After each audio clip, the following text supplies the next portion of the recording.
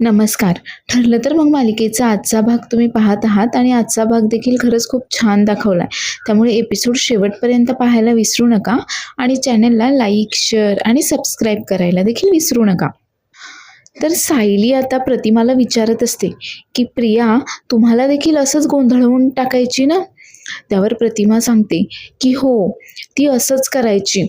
म्हणजे सुरुवातीला मी जेव्हा घरी आले, तेव्हा खरं तर मला काहीच आठवत नव्हतं. पण मग सुमन आणि यांच्यामुळे मला थोडासा आत्मविश्वास तरी वाटायचा. पण प्रिया मात्र सतत मला असं दाखवून द्यायची, की मी काहीतरी विसरतीये. म्हणजे अगदी काल परवा घडलेली गोष्ट देखील मी विसरतीये, असं ती मला सतत भासवून द्यायची. आणि नंतर कळालं, की ती हे सगळं काही मुद्दाम करायची म्हणून." त्यावर अर्जुन बोलतो, की "हो, आणि म्हणूनच तर तिने तुझ्या गोळ्या देखील बदलवल्या होत्या. म्हणजे तुझी स्मृती परत आलीच नाहीये, हेच तर तिला सगळ्यांना दाखवून द्यायचं होतं." त्यावर प्रतिमा देखील बोलते, की "हो, ती सतत मला असं भासवायची, की मला काहीच आठवत नाहीये. मी सगळं काही विसरलीये. माझी स्मृती कदाचित परत येऊच नये, असं तिला वाटत असेल. कोणती मुलगी तिच्या सख्ख्या आईशी असे वागते बरं? आणि म्हणूनच मला तिच्याबद्दल एक तुटकपणा जाणवतो. तिच्याबद्दल जास्त काही प्रेम जाणवत नाही." आता प्रतिमाचं असं बोलणं ऐकल्यावर खरं तर एकमेकांकडे पाहतात. आता खरं तर यांना माहीत आहे, की ही प्रिया काही खरी तन्वी नाहीये, या प्रतिमाची खरी मुलगी नाहीये आणि ते आता खरं तर हे सगळं काही प्रतिमाला इथे सांगूही शकत नसतात. त्यामुळे त्यांनाही खरं तर या गोष्टीचं थोडं वाईट वाटत असतं. तर आता प्रतिमा जायला निघते, तर सायली विचारते, "मी आईंना बोलावू का?" त्यावर प्रतिमा सांगते, की "नको, मी तिला नंतर फोन करेल." आणि आता सायली मिठी मारून आता प्रतिमाला काळजी घ्या म्हणून सांगते आणि अर्जुन देखील सावकाश जा म्हणून सांगतो आणि त्यानंतर प्रतिमा तिथून निघून जाते. तर इकडे अस्मिता आता तिच्या बाळाला घेऊन गार्डनमध्ये मस्तपैकी सावलीला खेळवत असते, त्याच्याशी बोलत असते आणि तेवढ्यातच चैतन्य तिथे येतो. आता तिला असं बाळासोबत बाहेर खेळताना पाहून चैतन्य लगेच तिची मस्करी करायला लागतो आणि बोलतो, की "हे काय पाहतोय मी?" नाही म्हणजे जी अस्मिताई मस्त एसीमध्ये झोपून राहते उशिरापर्यंत, जी ऑनलाईन मोबाईलवर सतत शॉपिंग करत राहते, जी बेडच्या खाली उतरत पण नाही, ती अस्मिताई चक्क तिच्या बाळाला अशी बाहेर बागेमध्ये खेळवतीये. हे कसं शक्य झालं बरं? नाही म्हणजे ह्या 15 इंची 5 किलो बाळामुळे हे सगळं शक्य झालंय तर. त्यावर आता अस्मिता त्याला ओरडते आणि बोलते, की "ए, काही काय बोलतोयस बरं? अरे, आई झाल्यावर सगळ्याच बायका बदलतात आणि आता मला माझ्या बाळाचा आनंद माझ्यापेक्षा जास्त महत्त्वाचा आहे. मी माझ्यापेक्षा जास्त त्याचा विचार करते आता." आता चैतन्याला देखील हे सगळं काही पटतं आणि चैतन्य देखील तिला बोलतो, "नाही, सॉरी, सॉरी. नाही, पण तुझं हे मात्र खरं आहे हां. म्हणजे कितीही टेन्शन असलं, आयुष्यात कितीही दुःख असली, तरीही बाळासाठी का होईना बाळाची आई पूर्णपणे बदलून जाते.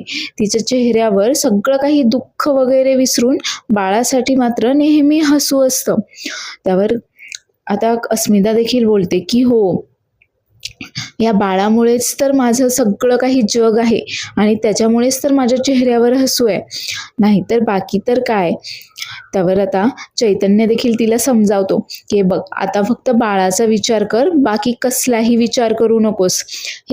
बाळच तुझं जग आहे आणि त्यासाठी तुला आनंदी राहण्यासाठी वगैरे अजून दुसरं कोणाची गरजच नाहीये." आता अस्मिता देखील त्याला सांगते, की "हो, नाही म्हणजे फक्त नवऱ्यासोबत असणं यातच आनंद नाहीये. मी माझ्या बाळासोबत खुश आहे" वगैरे ती आता चैतन्याला सांगत असते.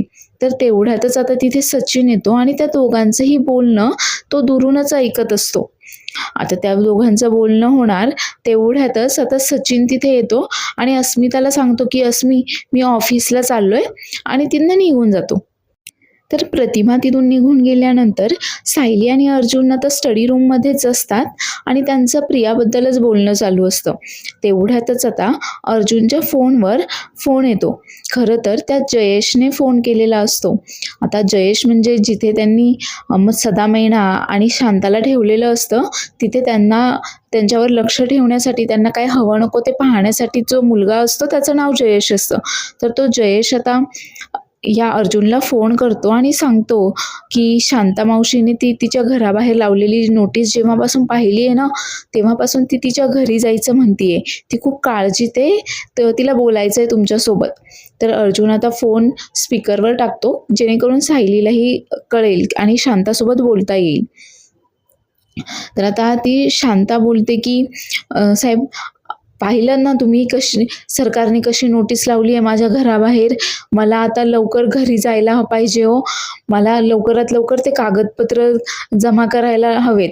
त्यावर आता खरं तर अर्जुन आणि सायलीला हे पटत नाही आणि अर्जुन सांगतो की तुमच्या जीवाला धोका आहे, त्यामुळे तुम्ही आता तुमच्या घरी जाणं खरंच खूप रिस्की आहे.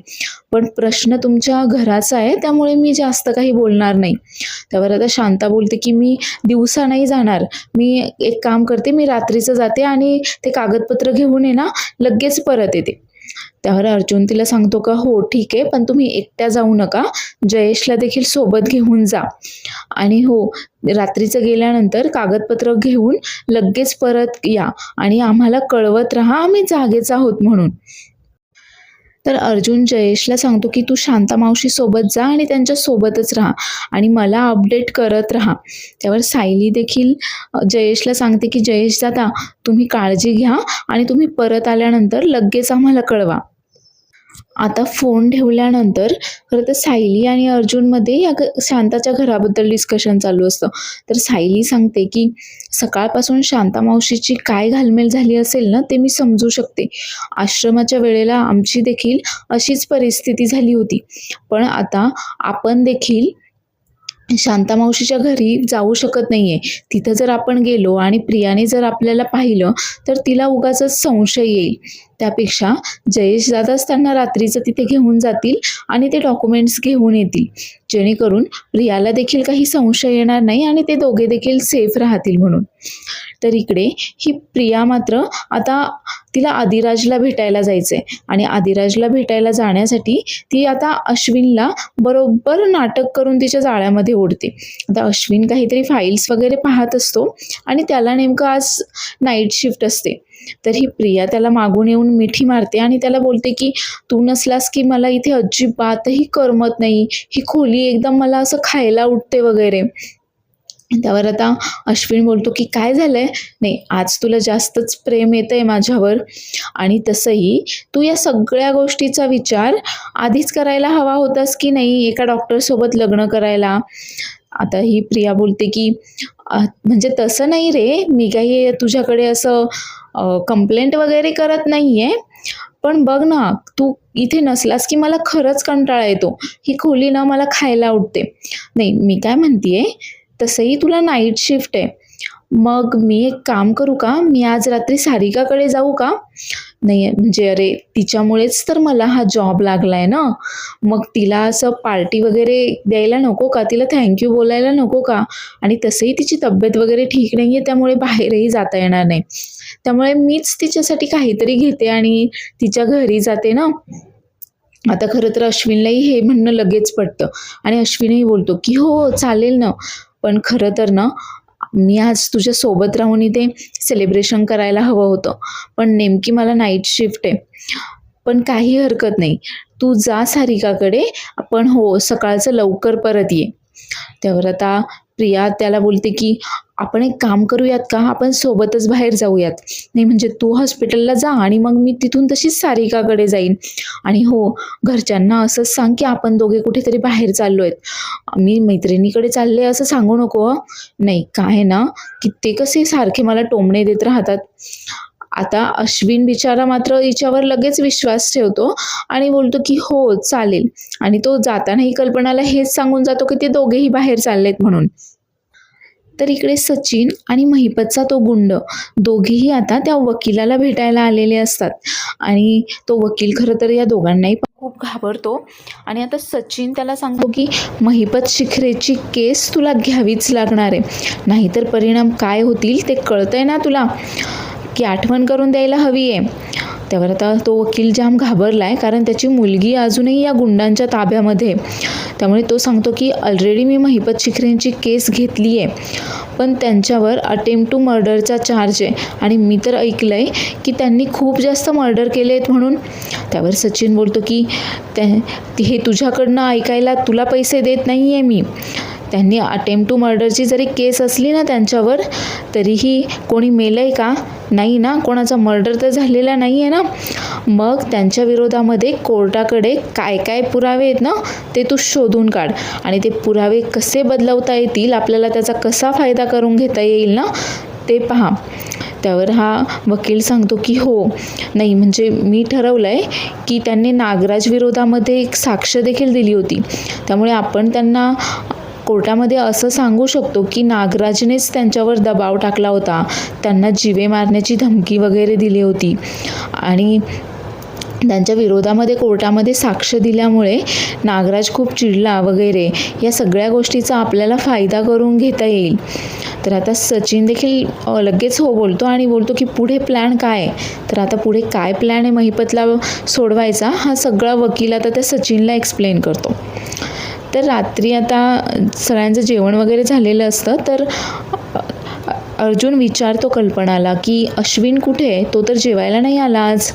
त्यावर कल्पना सांगते की तो आणि तन्वी कुठेतरी बाहेर गेला आहे, मी काही विचारलं नाही ते नक्की कुठे गेले आहेत, कधी येणार काय वगैरे. आता हे ऐकल्यावर अर्जुन लगेच येतो, असं असेल तर तुम्ही पण गेलं तर चालेल का? आम्ही पण बाहेर जाऊन येतो. त्यावर आता कल्पना बोलते की नाही, अजिबातही नाही. तुम्ही दोघेही दिवसामध्येच बाहेर जाऊन आलेला आहात आणि आता रात्री कुठेही जायचं नाही आहे तुम्ही, मला काळजी वाटते.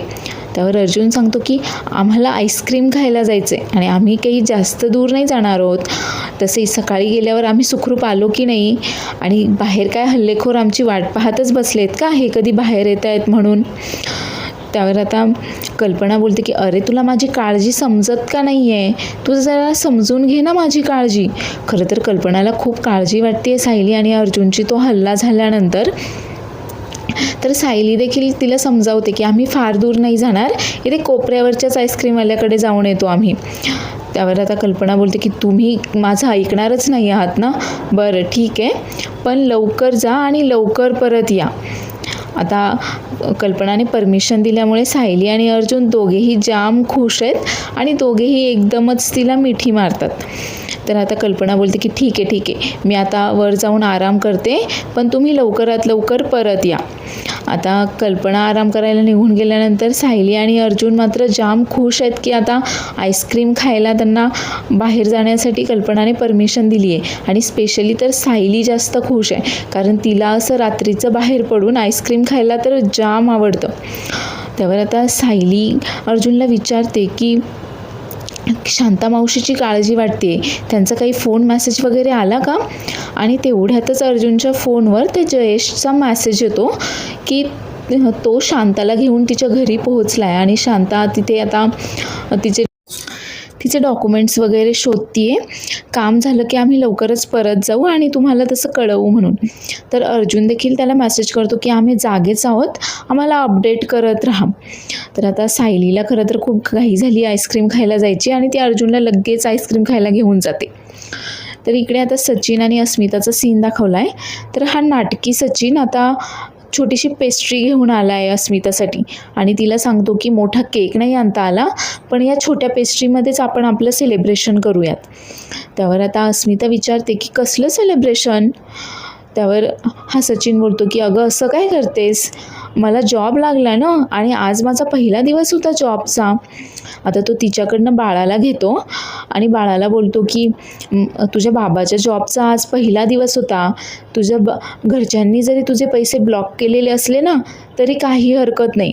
आता बाबा जॉब करतोय आणि बाबाचा पहिला पगार झाला ना की बाबा तुझ्यासाठी खूप काय काय नवीन नवीन गोष्टी घेऊन येणारे वगैरे असं तो बाळाशी बोलत असतो. आणि खरं तर तो हे सगळं काही नाटक करतोय हे अस्मितालाही माहीत असतं. त्यावर आता अस्मिता त्याला विचारते की कसला जॉब लागला आहे तुला नक्की? तर हा सचिन मात्र आता उडवाउडवीची उत्तरं देत असतो की अगं IT मध्ये जॉब लागला आहे मला. त्यावर आता अस्मिता विचारते पण अरे कंपनी कुठली आहे, कंपनीचं नाव तरी सांग. त्यावर हा सचिन बोलतो की नाही, तो नवीनच स्टार्टअप आहे, अजून काही कंपनीचं नाव वगैरे ठरलेलं नाही आहे. त्यावर अस्मिता बोलते की असं कसं नाही, म्हणजे कंपनीचं नाव पण ठरलं नाही आणि त्यांनी एम्प्लॉई पण हायर करायला सुरुवात केली. आता हा सचिन तिला बोलतो की अगं हे असंच असतं स्टार्टअपमध्ये, आधी एम्प्लॉई वगैरे हायर करतात, मग कंपनीचे ग्रँटची प्रोसेस वगैरे होते, आणि तू काय गं सारखं असं प्रश्न विचारतीयस, इतकं इंटरोगेशन करतीयस वगैरे. त्यावर आता अस्मिता विचारते की अरे मी तर फक्त एवढंच विचारत होते की कुठली कंपनी आहे, तुझं काम काय आहे वगैरे, मी कुठे जास्त चौकशी करते आहे तुझ्याकडे. आणि आता तो बाळाला परत अस्मिताकडे देतो आणि केक कट करतो. आता केक कट करून तो अस्मितालाही केक भरवतो आणि स्वतःही खातो. पण अस्मिताला मात्र या सगळ्यामध्ये काहीही इंटरेस्ट नसतो. अस्मिता मात्र विचार करते की सचिन खोटं बोलतोय, म्हणजे तो खोटं बोलतोय हे तिला समजलेलं आहे, कारण त्याच्या डोळ्यांमध्ये ते स्पष्टपणे तिला तसं दिसतंय. आणि ती मनातच विचार करत असते की तू आता कितीही खोटं बोललास, कसाही वागलास ना, खरं तर मला या गोष्टीचा काही फरकच पडत नाही आहे, कारण माझं आता तुझ्यावर प्रेमच राहिलेलं नाही आहे. तर ती आता ते केक वगैरे खाल्ल्यानंतर काही एक इंटरेस्ट दाखवत नाही, तिच्या बाळासोबत खेळत असते आणि तिचा मोबाईल पाहत असते.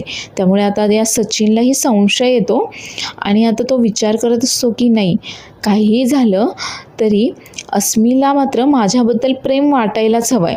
नाही, जोपर्यंत तिला माझ्याबद्दल प्रेम वाटेल ना, तोपर्यंतच मला तिच्या पैशाचा वापर करून घेता येईल. त्यामुळे असं होता कामा नये. पहा आता इथे हा सचिन किती स्वार्थी आहे.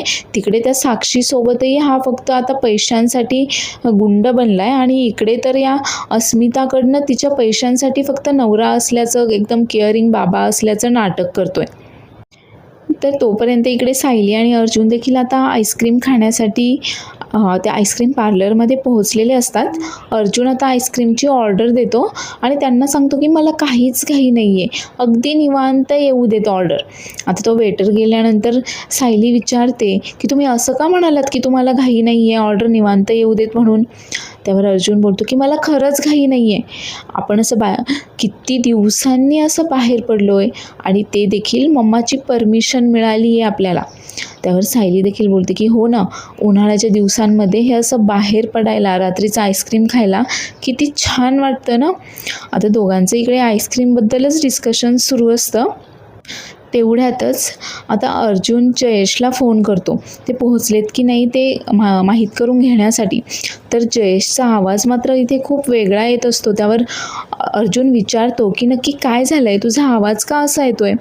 त्यावर जयेश सांगतो की आता हे घर खूप दिवस बंद होतं, त्यामुळे खूप धूळ आहे इथे, आणि धूळ अशी नाकातोंडामध्ये गेल्यामुळे आता माझा आवाज थोडासा बिघडला आहे, घसा बसला आहे, म्हणून असा आवाज येतो आहे.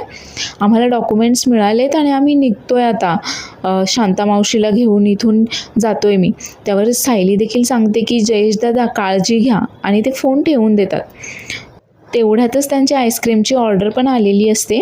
आता सायलीसाठी स्ट्रॉबेरी फ्लेवर आणि अर्जुनसाठी ब्लॅक करंट मागवलेलं असतं, पण अर्जुनला मात्र सायलीचं स्ट्रॉबेरी फ्लेवरच खायचं असतं, आणि सायली मात्र त्याला काही तिच्यातली आईस्क्रीम द्यायला अजिबातही तयार नसते. त्यामुळे आता आईस्क्रीमसाठी लहान मुलं जसा हट्ट करतात, भांडण करतात, तसं आता या दोघांमध्येही हट्टीपणा, भांडण आपल्याला पाहायला मिळतं. आता अर्जुन तिला बोलतो की स्ट्रॉबेरी फ्लेवर खूप छान दिसतोय, मला थोडंसं टेस्ट करायला मिळेल का. त्यावर आता सायली बोलते की अजिबात नाही, मी तुम्हाला काहीही शेअर करू शकते, पण आईस्क्रीम मात्र अजिबातही शेअर नाही करू शकत मी तुमच्याबरोबर. आणि आता ती तिचं आईस्क्रीम खाण्यात मग्न असते. तर अर्जुन मात्र लगेच लहान बाळासारखा तोंड फुगवून रुसून बसतो. आता सायलीच्या हे लक्षात येतं आणि ती त्याला मनवायचा प्रयत्न करते. तर पुढील सीन दाखवला आता हा आदिराज आणि प्रियाचा. आता ही प्रिया अश्विनसोबत खोटं बोलून या आदिराजला भेटायला आली आहे, आणि आता आदिराज तिला बोलतो की किती वेळ झाला आपल्याला भेटून. नाही, मला तर असं वाटतंय की 15-16 वर्ष झाली असतील मला तुला भेटून.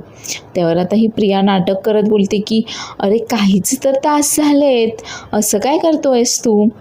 त्यावर आता आदिराज आता याने मोजून ठेवलेलं असतं की हा किती मिनिटांपूर्वी, किती तासांपूर्वी भेटलेत म्हणून, आणि तो तिला काहीतरी सांगतो की 35 तास झाले, इतके मिनिट झाले, इतके सेकंद झाले आपल्याला भेटून. आणि त्यावर आता ही प्रिया आता मस्त लाजत असते, त्याच्यासमोर नाटक करत असते आणि त्याला बोलते की आपण असं इथे नको भेटायला. नाही म्हणजे माझ्या चाळीतल्या लोकांनी जर मला इथे असं तुझ्यासोबत पाहिलं आणि घरी जाऊन जर माझ्याबद्दल आईबाबांना काहीच सांगितलं तर ते मला अजिबातही आवडणार नाही. त्यावर हा आदिराज देखील तिला सांगतो की तू त्याची अजिबात काळजी करू नकोस, आपल्याला इथे कोणीही पाहणार नाही आहे वगैरे, तू माझ्यासोबत अगदी सेफ आहेस. आणि त्याने तिच्यासाठी खरं तर गिफ्ट आणलेलं असतं, एक साडी आणलेली असते. आता तो ते गिफ्ट तिला देतो आणि बोलतो की मला तुला काहीतरी गिफ्ट द्यायचं आहे. आता गिफ्ट पाहून तर प्रिया चांगलीच खुश झालेली आहे, पण तरीही त्याच्यासमोर नाटक करत बोलते की काय यामध्ये. त्यावर आदिराज बोलतो की तूच पाहणं काय आहे. आता ती ते गिफ्ट वगैरे ओपन करते तर आत अशी छान अशी एक साडी असते. त्यावर आता हा आदिराजला ही बोलते की नाही नको, महाग असेल ना खूप, नाही मी तुझ्याकडनं असं गिफ्ट वगैरे नाही घेऊ शकत, अरे आपण अनोळखी आहोत ना. त्यावर आता आदिराज देखील तिला बोलतो की नाही आपण अजिबातही अनोळखी नाही होत वगैरे, तो तिला असं बोलत असतो.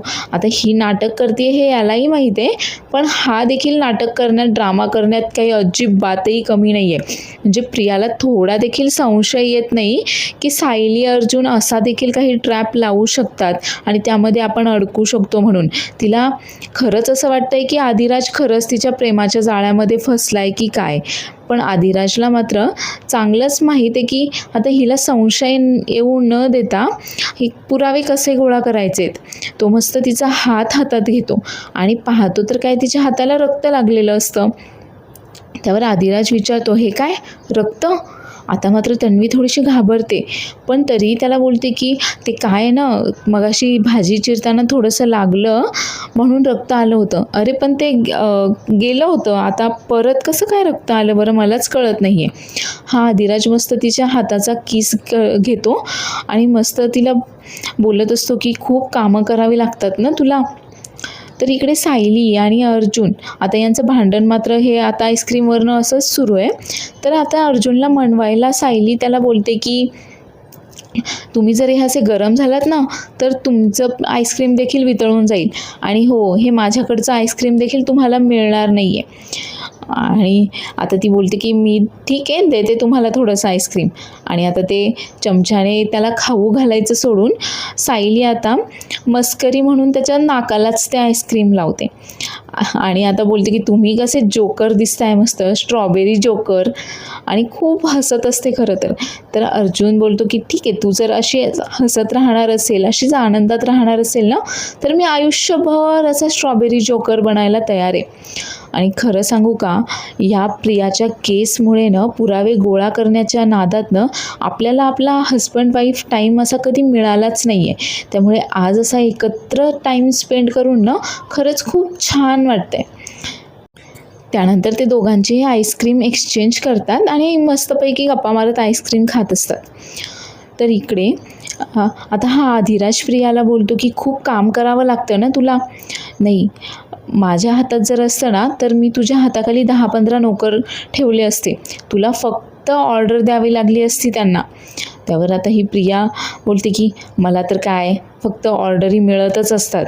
नाही कधी ते कडुलिंबाची पानं काढून ये, कधी साखरेच्या गाठी बनव, कधी काय. आता ही बरंच काय बोलत असते. त्यावर अधिराज बोलतो की बस बस बस झालं, खूप कामं करावी लागतात ना तुला. त्यावर आता ही प्रिया बोलते की हो ना, अरे म्हणजे आईला तिच्या आजारपणामुळे जमत नाही ना, त्यामुळे मग सगळं मलाच पाहावं लागतं. आणि त्याला बोलते की चल आता खूप उशीर झाला आहे, मला आता निघायला हवं आहे. त्यावर आदिराज बोलतो की अगं बघ अंधार किती पडला आहे, रात्र किती झाली आहे, मी येतो ना तुला सोडवायला. त्यावर आता प्रिया नाटक करत बोलते की नाही अरे म्हणजे मी गाडी घेऊन आली आहे, म्हणजे माझे बाबा आधी ज्यांच्याकडे ड्रायव्हर म्हणून काम करायचे ना त्यांची गाडी घेऊन आली आहे मी.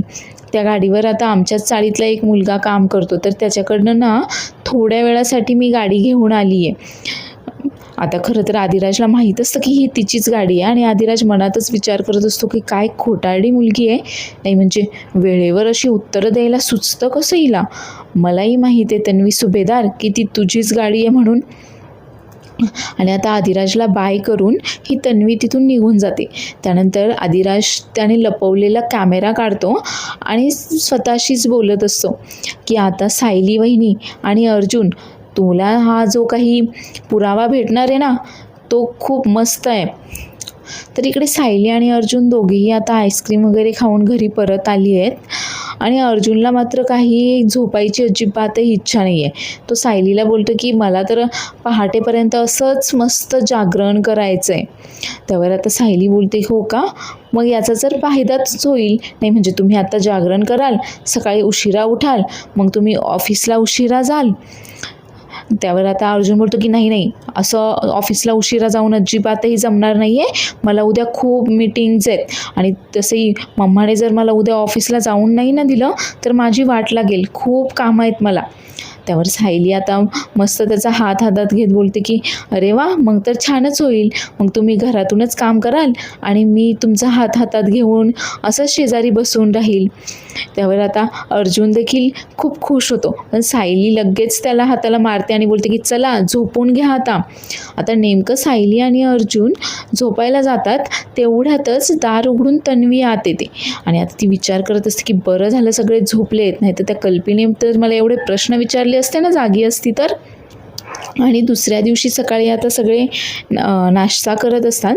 आता अर्जुनचा नाश्ता झाल्यावर तो आता कल्पनाला बोलतो की तुझ्यासाठी स्पेशल थँक्यू की तू मला आज ऑफिसला जाऊन देतेस, ऑफिसला जायची परमिशन दिली आहेस तू. आणि तरीही कल्पना त्याला सांगते की मला सतत कॉल मेसेजेस करत राहा. आणि अर्जुन मात्र त्याचा डब्बा विसरून तसंच घाईघाईमध्ये जातो.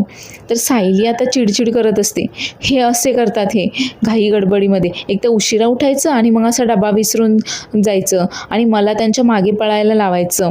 त्यावर आता प्रताप बोलतो की अगं नवरे हे असेच असतात, बायकोने त्यांच्या मागे पळालेलं आवडतं त्यांना.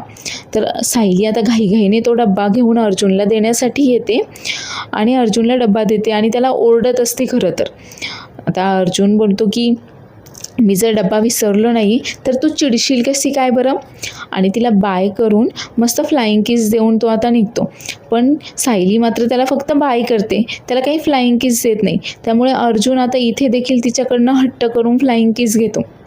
तर पुढील भागामध्ये आपण पाहणार आहोत की पोलीस आता अर्जुनच्या गाडीचा पाठलाग करतात आणि त्याला डिक्की खोलायला सांगतात. तर त्या डिक्कीमध्ये आता शांताची डेड बॉडी त्यांना सापडते आणि ते अर्जुनला अटक करतात. आता ही बातमी सगळीकडे दाखवली जाते न्यूजला आणि प्रताप आणि कल्पनाने तर ही बातमी पाहिल्यानंतर त्यांना मोठा धक्काच बसतो. तर सायली देखील आता या धक्क्यातून अजून सावरली नाही आहे, तिला जास्त धक्का बसला याचा. तेवढ्यातच आता सुमन आणि प्रतिमा देखील तिथे येतात. अश्विन देखील आलेला असतो. तर प्रतिमा सांगते की आम्ही ही बातमी पाहिल्यानंतर रविराज लगेच आता पोलीस स्टेशनला गेलेत. तर सायली आता इथे खाली हॉलमध्ये येते सगळ्यांकडे. तर कल्पना तिला विचारत असते, सायली अगं सांग ना, अर्जुनला खरंच अटक झाली आहे का. सायली मात्र अगदी निशब्द असते.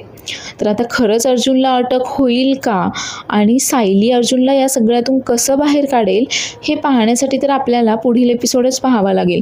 त्यामुळे पुढील एपिसोड पाहायला देखील विसरू नका आणि आजचा एपिसोड आवडला असल्यास चॅनलला लाईक, शेअर आणि सबस्क्राईब करायला देखील विसरू नका. धन्यवाद.